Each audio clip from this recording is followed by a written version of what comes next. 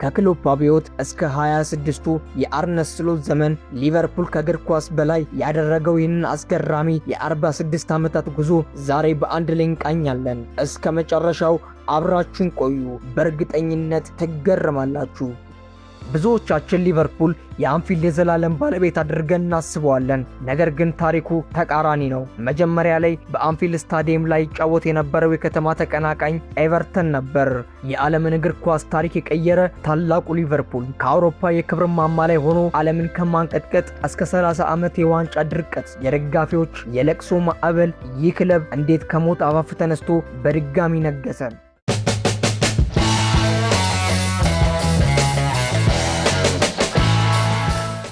ሰላም ጤና ይስጥልኝ የቡራ ኤፍሲ ተከታታዮች፣ ዛሬ በታሪክ ማህደራችን ወደ እንግሊዝ መርሲሳይድ እንጓዛለን። የአውሮፓ እግር ኳስ ኃያል የብዙ ድሎች የባለ ታሪክ ስብስብ የሆነው ሊቨርፑል እግር ኳስ ክለብ የብዙ ድሎችና የባለ ታሪኮቹ ስብስብ የሆነው ሊቨርፑል እግር ኳስ ክለብ እንዴት እንደተመሰረተ ያውቃሉ? ከጀርባው ያለውን ታሪክ ግን እጅግ አስገራሚ ነው። ብዙዎቻችን ሊቨርፑል የአንፊልድ የዘላለም ባለቤት አድርገን እናስበዋለን። ነገር ግን ታሪኩ ተቃራኒ ነው። መጀመሪያ ላይ በአንፊልድ ስታዲየም ላይ ይጫወት የነበረው የከተማ ተቀናቃኝ ኤቨርተን ነበር።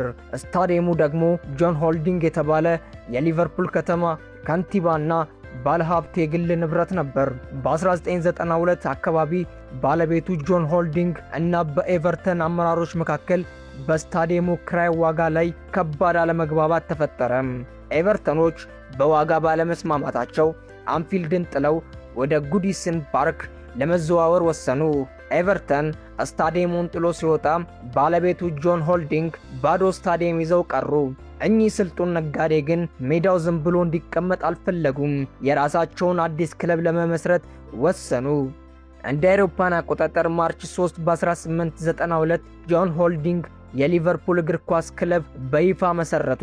በዚያው ዓመት ጁን 3 በ1992 ክለቡ በለንደን ንግድ ምክር ቤት ሕጋዊ እውቅና አግኝቶ ታዋቂ ጉዞውን ጀመረ። ተመልካቾቻችን፣ የሚገርመው ነገር የኤቨርተን አመራሮች በዚያን ጊዜ በክራይ ዋጋ ላይ ግትር ባይሆኑ አንፊልድ ጥለው ባይወጡ ኖሮ ዛሬ በዓለማችን ላይ ሊቨርፑል የሚባል ታላቅ ክለብ ላይመሰረት ይችል ነበር። የአንድ ስታዲየም ክራይ ውዝግብ የዓለም እግር ኳስ ታሪክ የቀየረ ክለብ አስገኘ። የሊቨርፑል አድናቂዎች ስለ ክለባቸው አመሰራረት ምን አስተያየት አላችሁ? ኤቨርተን ማመስገን ይገባችኋል ትላላችሁ? ሐሳብና አስተያየታችሁን ኮሜንት ላይ አጋሩን። ጆን ሆልዲንግ በመጀመሪያ ላይ ለክለቡ ያወጡለት ስም ኤቨርተን አትሌቲክስ ነበር። ነገር ግን የእንግሊዝ እግር ኳስ ማህበር ሁለት ኤቨርተን የሚባል ክለብ አይኖርም ብሎ ስሙን ውድቅ አደረገው። በዚያን ምክንያት ነው በሰኔ ወር ላይ ስሙ ተቀይሮ ሊቨርፑል እግር ኳስ ክለብ የተባለው። ዛሬ ሊቨርፑል ቀያዮቹ ዘ ሬድስ በሚል ቅጽል ስማቸው እናውቃቸዋለን። ነገር ግን ክለቡ እንደተመሰረተ መጀመሪያ ላይ ለብሶ የነበረው ማሊያ ሰማያዊ ነጭ ነበር። የአሁኑ የኤቨርተን ማሊያ አይነት ማለት ነው። ወደ ሙሉ ቀይ ማሊያ የተቀየሩት ከ70 ዓመታት በኋላ በታዋቂው አሰልጣኝ ቢን ሻንክሊ ዘመን ነው። ክለቡ አዲስ ስለነበረ የእንግሊዝ ሊግ ውስጥ በቀጥታ መግባት አልቻለም። ስለዚህ ጆን ሆልዲንግ እና አጋሮቹ ወደ ስኮትላንድ በመሄድ 13 ፕሮፌሽናል ተጫዋቾችን አስፈረሙ። ክለቡ የመጀመሪያ ጨዋታ ሲያደርግ በሜዳው ላይ የነበሩት ተጫዋቾች በሙሉ ስኮትላንዳዊ ነበሩ። ስማቸው በሙሉ ማክ በሚል ስለሚጀምር ለምሳሌ ማክ አውን፣ ማክ ቫይን። ቡድኑ በወቅቱ ዘ ቲም ኦፍ ዘ ማክስ ይባል ነበር። ሊቨርፑል የመጀመሪያውን የወዳጅነት ጨዋታ ሴፕቴምበር 1 በ1992 ከአልተርካም ጋር አድርጎ 7-1 አሸነፈ። በዚያው ዓመት በቅርብ ርቀት የሚገኘው የላካሻየር ሊግ ላይ ተሳትፎ ዋንጫ ለመብላት ወዲያውኑ ስኬታማነቱን አሳይቷል። ከዓመታት በኋላ ደግሞ ወደ ዋናው እንግሊዝ ሁለተኛ ሊግ ፉትቦል ሊግ ሰከንድ ዲቪዥን ለመግባት ቻለ። ተመልካቾቻችን፣ ሊቨርፑል ገና ሲመሰረት ስሙ ኤቨርተን ሊባል ነበር።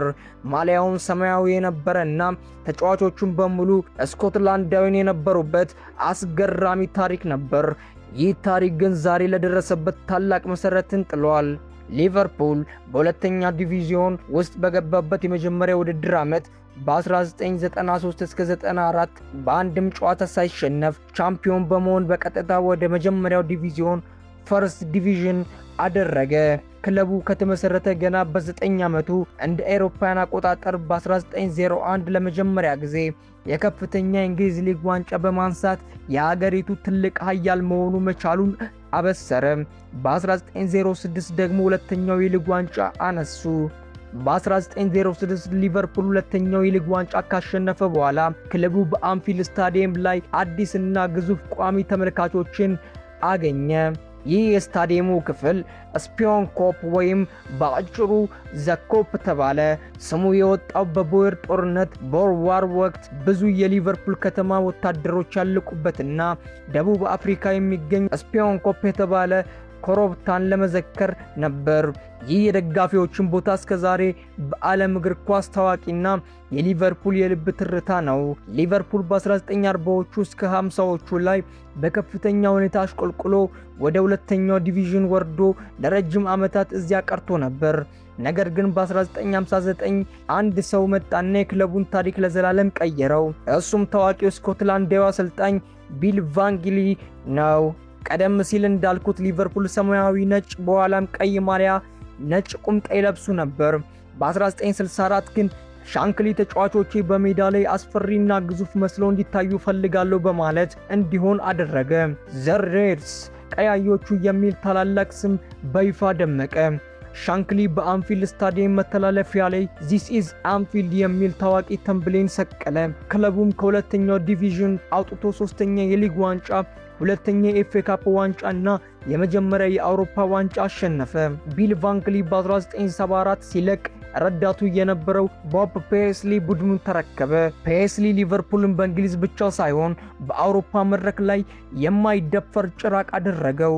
በ9 ዓመታት ውስጥ ብቻ 9 የሊግ ዋንጫዎች እና 3 የአውሮፓ ቻምፒየንስ ሊግ ዋንጫ በማንሳት ክለቡን የዓለም ኃያል አደረጉት። ተመልካቾቻችን ሊቨርፑል ከክራይ ውዝግብ ተነስቶ በሁለተኛ ዲቪዥን አልፎ በቢሊ ቫንግሊ አብዮት በማሊያውን ወደ ሙሉ ቀይነት ቀይሮ የአውሮፓ ንጉስ ለመሆን በቅቷል። ዛሬ የምናየው ታላቅነቱ በአንድ ጀንበር የመጣ ሳይሆን በደምና በላብ የተገነባ የታሪክ ውጤት ነው። አዎ ታሪኩ የድል ብቻ አልነበረም። በ1985ቱ የሄሰል ስታዲየም አደጋና በተለይም በኤፕሪል በ1989 በሂልስቦሮ ስታዲየም በተከሰተው አሰቃቂ የ97 የሊቨርፑል ደጋፊዎች ሕይወት ማለፍ ክለቡን መላው የመርሲሳይድ ማህበረሰቡን በከባድ ሐዘን ውስጥ አለው። ከዚያ ማዕበል በኋላ ክለቡ በ1990 እስከ 18ኛው የሊግ ዋንጫ ካነሳ በኋላ ለ10 ዓመታት የዘለቀ የዋንጫ ድርቀት ውስጥ ገባ። እንግሊዝ አዲስ የፕሪሚየር ሊግ ዘመን ስትጀምር ሊቨርፑል የታላቅነቱን ክብር ለተቀናቃኞቹ አሳልፎ ሰጠ። ለ30 ዓመታት ሙሉ የሊግ ዋንጫ ማሸነፍ ለአንፊልድ ሕዝብ የሩቅ ህልም ሆነ። ነገር ግን ሊቨርፑል መቼም ቢሆን ብቻውን አይራመድም። በሊጉ ባይሳካላቸውም በ2000 ዓመት በራስ ቤንቴዝ መሪነት በዓለም እግር ኳስ ታሪክ ታላቅ የሚባሉትን ተአምር ሰሩ። በኢስታንቡል የቻምፒየንስ ሊግ ፋይናል በኤሲ ሚላን 3-0 እየመሩ በሁለተኛው አጋማሽ በ6 ደቂቃ ውስጥ 3-3 በማስተካከል በፔናልቲ ዋንጫውን አነሱ። ይህ ድል ክለቡን በአውሮፓ መድረክ ያለውን አስፈሪ ማንነት በድጋሚ ያረጋገጠ ነበር። እውነተኛው ትንሳኤ ግን የተገለጠው በ2015 ጀርመናዊ ስልጡን አሰልጣኝ የርገን ክሎፕ አንፊልድ ሲረከብ ነው። ክሎፕ ክለቡን ከተረከበበት መካከለኛ ደረጃ አውጥቶ ወደ ከባድ ብረት እግር ኳስ ቀየረው። በሱ መሪነት ሊቨርፑል በ2019ኛው 6ኛ ቻምፒየንስ ሊግ ዋንጫ አነሳ። ቀጣዩ ዓመት ግን የታሪኩ ምዕራፍ ተዘጋጅቶለት የነበረ ውድድር ነበር። እንደ አውሮፓውያን አቆጣጠር በ2020 ሊቨርፑል የ30 ዓመታት ናፍቆትን አክትሞ ለመጀመሪያ ጊዜ የእንግሊዝ ፕሪሚየር ሊግን ዋንጫ በታላቅ ብቃት አነሳ።